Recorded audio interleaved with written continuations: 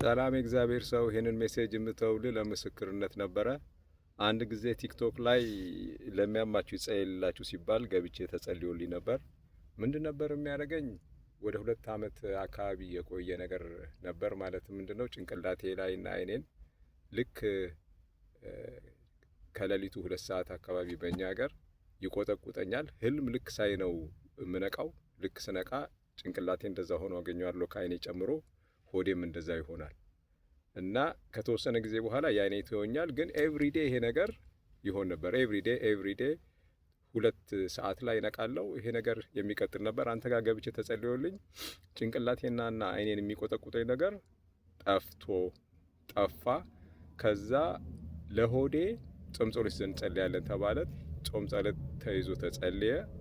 እግዚአብሔር ይመስገን።